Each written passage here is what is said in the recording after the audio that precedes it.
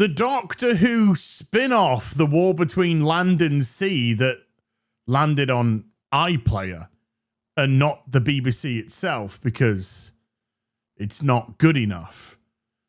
Nobody cares because nobody watches Doctor. Anyway, it's now available to watch and the critics are loving it. Although they're really not, they're not at all, but they're saying they are, but they're not, but they're not even saying they are, but they're scoring that they are, but they're not. Anyway, let's kind of go into it, shall we? Hi everyone, it's Az here from HeelvsBabyface. The Doctor Who spin-off, The War Between Land and Sea, is now available to view. It's about the Sea Devils, but they're not allowed to be called the Sea Devils anymore because that's bigoted or something. So now they're just known as Homo. Homo Aquus. And the homos. Now, viewers and critics alike have flocked to Rotten Tomatoes to give their thoughts and feelings on this new bit of Doctor Who lore, which has been added. So I can't keep a straight face even saying stuff like this. I mean, we have 8 critics and a staggering 50, well, it says fewer than 50 viewers that wanted to share their thoughts. And we all know that Rotten Tomatoes is a complete joke of a website that heavily positions itself in the scoring process to be very favorable, even to movies and TV shows which may be terrible due to the scoring system, which makes things sound like they're good, but they're not.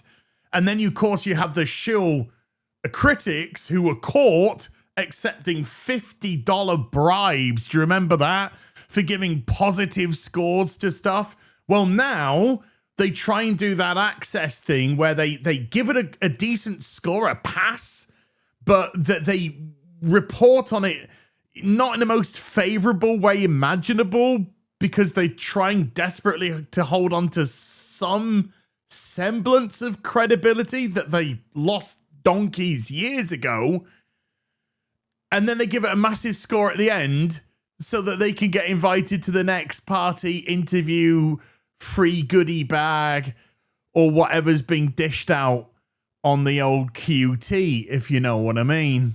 Now, if we were to look at the 8 reviews here, we see that 6 of them are allegedly fresh. We'll get into that. And 2 of them are rotten, whereas the audience have given it a 2.7 out of 5, all less than 50 of them. But if we go to top critics, look at that. 80% say this is a fresh show. Oh my goodness me, I'm excited to read your reviews now. Why? Why is it so good? Why is it so fresh? Well, let's just say that their reviews don't necessarily match the scoring system, but the scoring system on Rotten Tomatoes is it only has to do better than a 6 out of 10 to get itself fresh. And then that fresh is 80% because that's 80% think it's better than 6 out of 10, which of course doesn't reflect the truth. Anyway, you get the gist, yeah? So the first one is from Ben Dover. Sorry, that's Russell Tovey. The first one's from Ben Dowell from The Times in the UK. And Ben, just from the score, gives this show an 8 out of 10. That, to me, is a pretty darn good score. That, to me, says that this show is top tier and really does need a look. Let's just read what he says about it, shall we? This is a well-meaning lecture about environmentalism, but it is wrapped in a lean and propulsive whole that makes the inevitable moments of pious sanctimony, which all but capsize the mother show, more than bearable. Wait, sorry, Ben.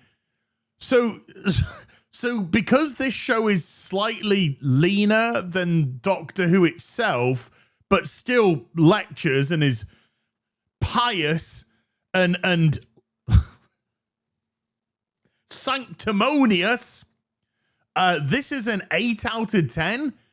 That's the most harsh 8 out of 10 I think I've ever seen in my life. If I read that, I'd expect the score to be 4 or 5. But Ben Dowell, with the 8 out of 10. My goodness.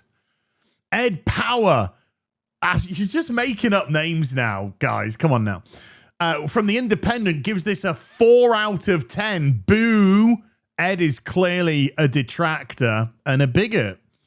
It's always been a reliable rule of thumb that the more unit in an episode, the more boring the results. Well, ain't that the fact? Unit didn't used to be too bad, but now unit is living up to its name because it's just a complete and utter unit. That lesson is delivered all over again in this okay-ish miniseries that has decent production values but suffers from a consistent crisis of tone. Well, from what I've heard, it's suffering from a consistent crisis of audio issues where the background audio is overwhelming the speech and therefore people can't even understand what they're saying, so they have to put subtitles on. British people putting subtitles on in the UK. Oh, no, that's actually pretty fucking normal nowadays. Yeah, okay. David Opie... they're having a joke. From Digital Spy with a 6 out of 10 says Doctor Who's latest spin-off lacks the spark that Torchwood brought to the Whoniverse. The result is ambitious yet awkward, as endearing as it is clunky. 6 out of 10? Well, maybe they shouldn't go back to Russell T Davis's favorite gay dude, Russell Tovey. You know, because once upon a time, it looked like Russell Tovey was going to have a really good career. And then everyone realized he was shit at acting. So that kind of nixed it, didn't it? Nipped it in the bud, as they say. Lucy Mangan from The Guardian with another 6 out of 10. Look, it's fine. Look, she's already arguing with us. She knows it's crap. She's like, look, it's fine. Yeah, I know. All right, it's crap, but I'm going to say it's fine. When a woman says it's fine, one thing that I've discovered in life, I've been on this planet for, 50 years now. When a woman says something's fine, it means A, you're in trouble, or B, it's anything but. It's solid entertainment for kids. Really? And I can see teenagers starting off sneering, but falling under its spell soon enough. Oh, 6 out of 10. So starts off shit, but maybe they'll like it later. I doubt it. Something. I'm going to press X to doubt. Lucy, if that is your real name. Everyone's making them up nowadays. Christopher Stevens. From the Daily Mail with a 2 out of 10. How dare you? You sound like Disprue. And go to Disprove's channel to watch the reviews, because I'm not losing brain cells. I'm saving them up for trans people in coal mines at Christmas. It's so dull. You got to admit, even just reading what we've read so far, this isn't coming across as if any of the reviewers actually like this show at all. However, 80% Rotten Tomatoes.